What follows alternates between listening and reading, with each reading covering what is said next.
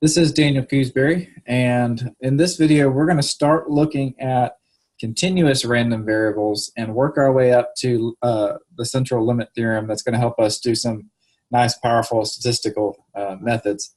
But before we do, we're going to look at kind of what distinguishes continuous random variables from discrete ones. And in this video in particular, we're going to look at the standard normal to get us started with continuous random variables. So we'll start with probability histograms. So I think I've shown this slide in a different video back when we were looking at discrete random variables. So this is an example of a discrete random variable where I've got these counting numbers here as my possible outcomes, and these are the probabilities associated with the outcomes. And this is a probability histogram, which I've shown before, where you can see by the height of the bar just what the probability is that you get something in this category, namely 2. So if we're looking at the probability, the distribution of the number of boys in a family with 5 children, these are the probabilities that you have 2 boys in a family of 5. It's a little above 0.3. And as I mentioned last time I showed this, one of the properties of probability histograms in this discrete sense is that if you look at the heights of each one represent the probability, the total heights together should equal 1. If these are all the probabilities, then they should together sum to 1.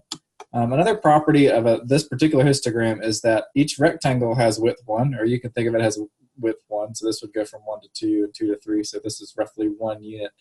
The area of this rectangle is also representing this probability right here. So the 0.15 is going to be equal to the area because the width is 1, the height is 0.15625, so this times 1 is just that still.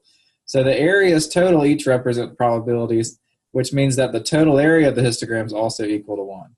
Now that's not that important when dealing with discrete things, but this idea of the whole area being equal to 1 and some pieces of the area being equal to probabilities is how we choose to represent continuous random variables. So this is an example of a probability density curve where instead of having just bars and for intervals in a continuous range, we can actually draw like a curve that fits over it. So this is the vehicle emission data, and these are ranges of width 1 or classes of width 1, and this is what the data looks like. But if you were to shrink those classes into maybe instead of width 1, maybe width 0.1, you see your rectangles get skinnier and it becomes much more fine. And then you have something that looks more like a smooth curve that you could put over the top. In fact, this curve would kind of fit here. It wouldn't be as smooth. With continuous random variables, we like what's called probability density curves, which are better to do probability with than histograms, because what we'll do is we'll generalize the data to look like a distribution.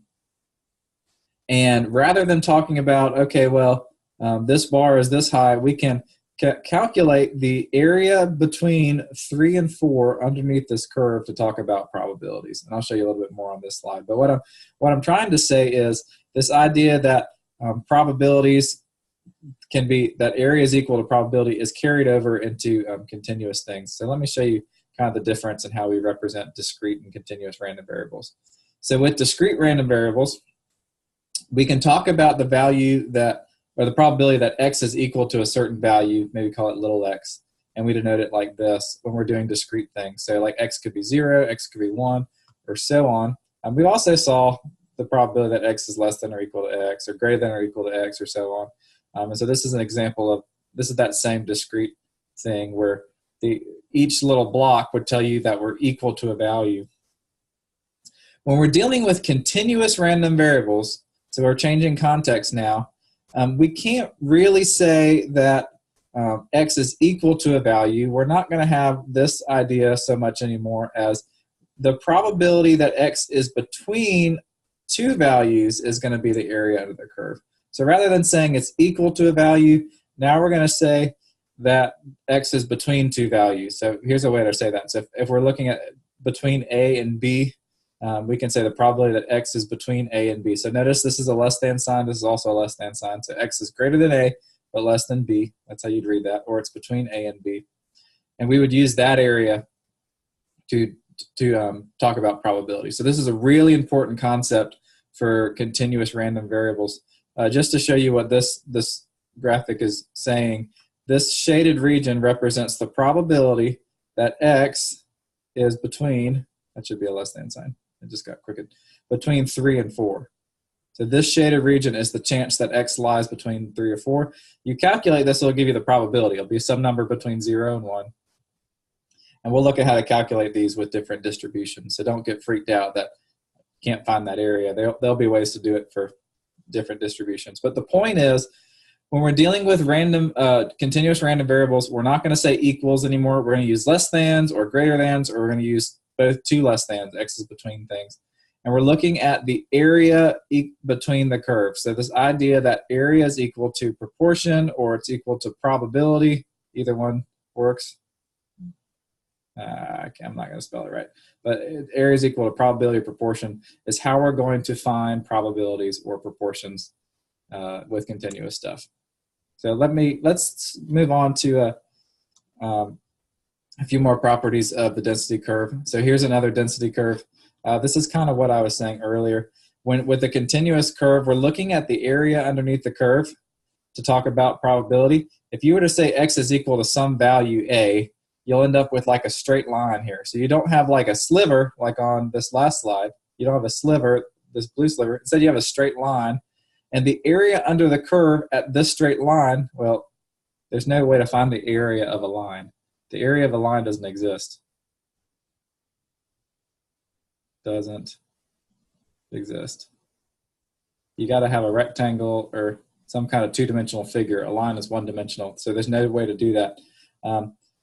And because of that, we're going to find x is between two values, and because the equal to is 0, we're actually going to be able to interchange less than or equal to, or just strictly less than, or greater than or equal to, or strictly greater than for continuous random variables. So it doesn't actually matter now if we have strictly less than or equal to, because the actual equal doesn't matter. It's equal to 0. We're going to use the less than or the less than or equal to mean the same thing with continuous. You may not like that. Just try to get over it. This is how continuous random variables work. The equal, we can't do things with equal, so it doesn't really matter if there's an equal sign or not. They mean the same thing. The other property of density curves is that the area under the whole thing is equal to 1. This will come into handy if we ever want to do the 1 minus trick. If we know what like this side of the area is, if we know this is like 0.4, then we know that this side is going to be 0.6 using this property. So that'll come in handy. So the rest of this video is going to center on one specific kind of continuous random variable. I'm going to show you some problems with it, and then we'll build on this in future videos. So this is the standard normal curve. You've seen something like it before. It's just your typical bell curve, and the normal distribution has the following properties. Or the standard normal has the following properties. It has a high middle. It's symmetric on either side. The mean of the standard normal distribution is equal to 0. So you see how the 0 is the high part. That's the mean. It turns out this is also the median and the mode. So this high part right here is the median and the mode. The high part's always the mode, but it's also the mean. These are all equal to 0, which is z right here. It's symmetric. It's bell-shaped. The random variable is denoted by a z, so you'll see this z down here. This is z equals 1, z equals 2, and then it can be anything in between. It can be z equals 0.5 or whatever you want it to be. Z can take on the value of any real number technically. So z can be 100, z can be negative 100. But point with standard normal is that the mean is 0, the standard deviation is 1, and most of the area under the curve, in fact, you can see in this picture, most of the area under this curve is between -3 and 3. So once you go further, you can technically go as far as you want, but this curve is so close to the line, there's like no area there, or almost no area. So most of the time we're dealing with z with the standard normal curve, we're going to be between like maybe -5 and 5 or -3 and 3. So most of it's around there. So now I want you to get used to, when you see the letter z when you're doing statistics, to think standard normal. That's what z denotes pretty much all the time. Standard normal, which means it's bell-shaped, It's a normal distribution. It has a mean of 0 and a standard deviation of 1, and it looks like this. So this is the standard normal curve. If we were to want to find probabilities with it, we're going to want to compute the area underneath the curve, and the rest of this video is going to be showing you how to find the areas under the curves from maybe 0.5 to 1 or something like that. So here's an example. Let's suppose we design a qualifying exam whose scores follow a standard normal distribution, and all applicants for a certain job are required to take this exam. So we're making up an exam and we're designing it so that it follows the standard normal, which means that the mean score is going to center around 0 and the standard deviation is going to be 1. And I'm just going to kind of go ahead and draw a similar picture that was on the last slide. So our scores can be anywhere around here. They could be less than -3 or bigger than 3, but something like that. And 0 is the mean. And I want to find the probability that a exam score is less than -0.5. I'm sorry. So to find the probability that exam score is less than 0.5, I'm going to go ahead and show you how this is denoted with standard normal. So I'm going to find the probability that a score, I'm going to call Z because I'm dealing with standard normal. I was told that up here. I'm doing a standard normal distribution. The probability that Z is less than -0.5, and that's how I would write that. And before I do this, I want to show you on this graph what that is going to look like. So probability corresponds to area under the curve. So probability is equal to the area under the curve. And the area under the curve we're interested in is all the things that are less than -0.5. So -0.5 should go right there, I think.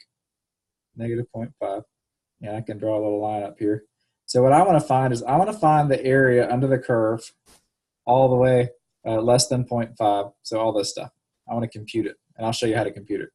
But remember, one of the big things to walk away from with this video is that probability with continuous random variables is equal to the area under the curve. So this red area that I shaded, less than 0.5, so there's my number line, less than 0.5, -0.5 is my area.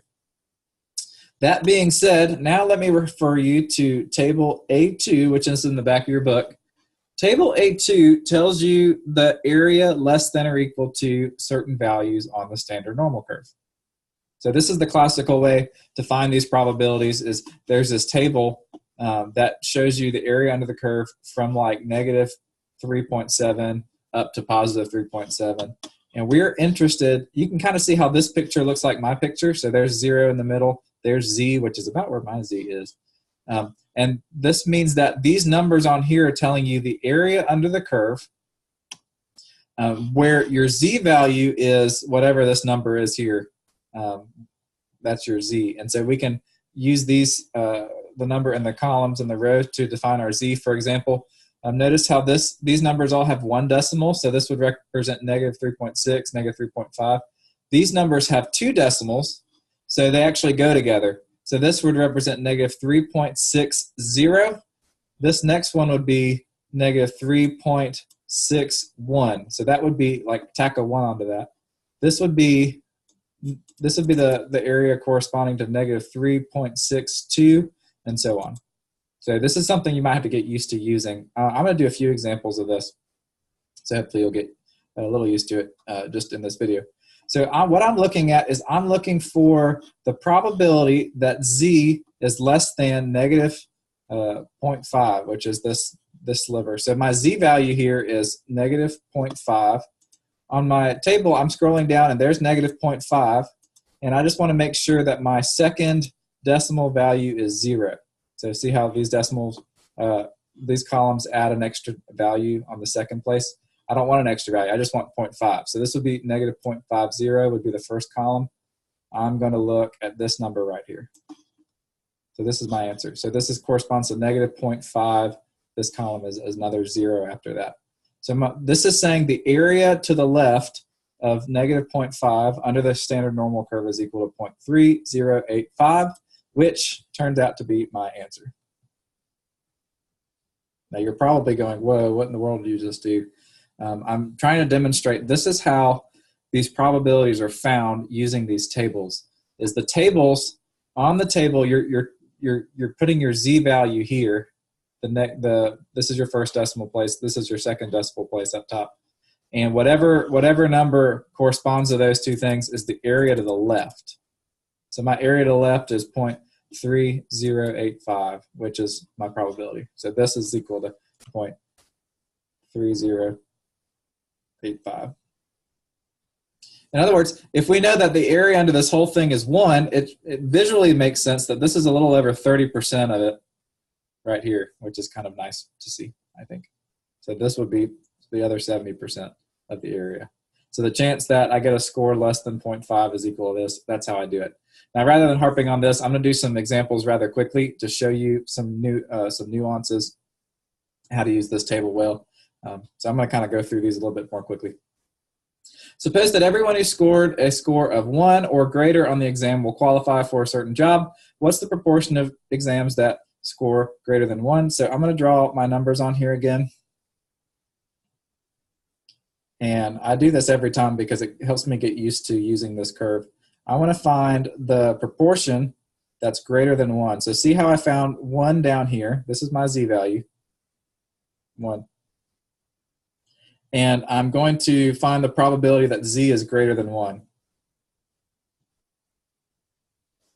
Or greater than or equal to. It actually doesn't matter. See, I said greater than or greater than 1 or greater. It really doesn't matter. So I'm finding the probability that z is greater tad or equal to 1, which is this shaded region up here. Now, I could use this table again. The problem is with this table, you can kind of see visually here, the table only gives you the numbers of the area to the left of the value, which means if I were to just look up the z-score 1, I would get this white area that I didn't shade, not the red area that's to the right. The table only gives you stuff to the left, not to the right. So that's worth maybe jotting down. So my question is, if it only gives you something to the left, can we use that, can we rewrite this in some way to give me the area to the left rather than the area to the right? And the answer is yes. We've got a nice little handy 1- trick. So if this is the red area is what we want to find, but we can only find areas to the left, why don't we rewrite this as 1 minus the probability that z is less than or equal to 1. Maybe that's strictly less than. See, I just did the 1- trick. If we're talking about z being greater than or equal to 1, let me turn that into just a strictly greater, less than. Not that it matters. It doesn't matter mathematically. But if we want to find the complement of this, it's going to be that. If z is not greater than or equal to 1, then it's less than 1. I do the 1- trick, and suddenly I'm interested now in this region right here. I'll find the blue region and then subtract it from 1. That's my complement trick. So I'm going to use the complement trick. See, probability comes in handy when we're doing this. So let me find the area that's less than 1. And notice this table gives me all negative z values. I want to find positive 1. That's 0.1. So here's positive 1. Okay, positive 1 and then 0. Positive 1, 0. My area that's less than 1 is 0.8413. So that's going to be my value, for this. So it's 8413. 1 minus 0.8413. So what I found is this blue area is equal to 0.8413. I'm trying to find the red area. I know it all adds up to 1, so I'll subtract that from 1 to get my answer. It's going to be 0.1587. Okay, so there's a little bit of a trick when you're doing greater than. You got to do 1 minus the less than to get the right answer. But that's how the greater than ones are done. There's also a between one. This one's a little trickier. What proportion of the applicants score between -1 and 1? I'm just throwing these numbers back on here. 2, 3. I want to find this area now, this shaded region right here. And remember, this table only allows me to do the area less than or equal to a value. So if I want to find the probability that -1 is less than z, which is less than 1, I need to find out how to do that in a way that's where I can use the less than or equal, or the area to the left. So here's how I'm going to do this one. I know that I can find the area to the left of 1 pretty easily. In fact, I just did that. So let me kind of represent that like this. So this is the area to the left of 1 in blue. Yeah. So then I can, if I find that, that's going to be too much because that's going to extend into this white area that I don't want. So once I find that, I'm also going to find the area that's less than -1, which will be this little green area right here. And I'm going to take the blue area, subtract the green area to get this little sliver right here, this red one. Okay, so just kind of follow along what I'm doing. And this is how you would do problems like this. So I'm going to find the blue area, which is the probability that z is less than 1. That's the blue area. Then I'm going to subtract the green area, which is the probability that z is less than -1. There should be a negative there, less than -1. So I'm going to take two numbers, and once I do that, I should get the middle area, which frankly, we know from the empirical rule that the middle area should be around 68%. That won't be exactly right, but the empirical rule applies to this, so we're going to see if this method really works. So I think we already found the probability that z is less than 1. I found it on this slide. It's 0.8413. Let me do that, 0.8413. And then we also want to find the probability that z is less than -1, which is right here. So there's -1. That's the one with no zero or no second decimal. So -1.00, 0.1587. And then we'll do the subtraction, so that's 13 minus 7, which is 6. That's a 2. That's 13 minus 5, which is 8. That's a 6. So 0.6826. That's our answer, which look, it's just about 68%, which is what I wanted. So the method using the table to find the area or the proportion or the probability between two values is to find the area to the left of the bigger value minus the area to the left of the smaller value, which in this case was -1. So if these were both positive numbers, we'd still do it the same way. Put the bigger value here, the smaller value here, and find those two areas to the left. This is the only way you can find these probabilities using the table.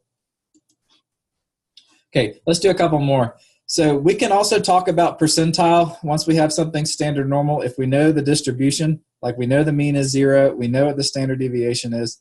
And when we talk about percentile, we're interested in what's the number, and I'm just going to kind of guess visually. I don't know where it is. It may not be between 1 and 2, but I'm just going to guess it's right here. And I want to find the number that separates the lower 75% from the upper 25%. That's what we mean by the 75th percentile. So it's some number will separate the lower 75% from the upper 75%. I'm going to call that the 75th percentile, P75. Now, what we're actually doing is the opposite of what we were doing earlier, because earlier we were trying to find the area of the shaded region. That's really messy. How about this one? The area of the shaded region, which we found by using the value on the number line to get the decimal area, the probability of proportion. Here we already know what the areas are. This area is 0.75. This area is 0.25. I want to know what the number is on the number line in order to talk about the percentile. So the percentiles are on the number line, whereas the probabilities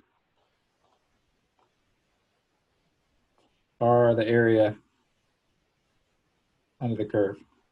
I'm writing this down because these numbers often get mixed up. There's a difference between these red numbers down here and this blue one down here and the decimal numbers that go under the curve. So we're trying to find the 75th percentile. This is actually not a hard thing to find because I'm going to go to my table, which tells me the z-score that give me areas to the left. I want to find the z-score, this number that gives me 75% to the left, which means all I've got to do is look at all these decimals until I find the number 0.75 on this list. I'm not there yet, so I can keep going to this one. Where's the number 0.75? Oh, look, it's right here. So I don't have the number 0.75 perfectly, but I have 0.7486 and 0.7517. And I want to identify what's the percentile. What's the z-score or the z-value that gives me 0.75. And I think the rule we're going to use here is whichever one of these is closer to 0.75, we're going to use it. So 0.7486 is just a little bit closer. So I'm going to use the number 0.67, so there's 0.67, to be my percentile. So that's going to be my answer. So my P75 is going to be equal to 0.67. And in other words, the score 0.67 marks off the lower 75% from the upper 25%. So then visually on my graph, P75 won't be there. It's going to be right here, 0.67. It's going to separate the 75% from the 25. I'm going to do one more real quick just to show you how that works. So here's my graph one more time. And I want to find the 95th percentile this time, which I think is between 2 and 3, but I don't know for sure. So we're going to find it. So I want to find the 95th percentile, which is going to separate the lower 95% from the upper 5%. And to find this, I'm going to go back to my table and find where's 95% on here. Oh, look, there it is. It's actually about the same distance from these two numbers, but 0.95 should be right here. So we're actually going to use, I think we're going to use 0.165 as our answer for this one. So we're going to use 1.65 as our answer. So P95 is equal to 1.65. So that's the score that's going to separate the lower 95%. Ah, it's not there. It's right over here. It's right there. It's 1.65. So that's going to separate the lower 95% from the upper 5%. So anyway, a lot of the things to do with the normal distribution problems work like this examples that I just did. If this is still confusing, let's go ahead and look at some of my other videos on the normal distribution, and hopefully that'll help. And practicing with this is really going to make perfect. I'm going to suggest every time you do a problem to draw the normal curve, to label the number line, and to put the probabilities on it, because you've got to keep straight what goes on the number line, what goes on the probabilities, and you'll be able to do this stuff pretty well.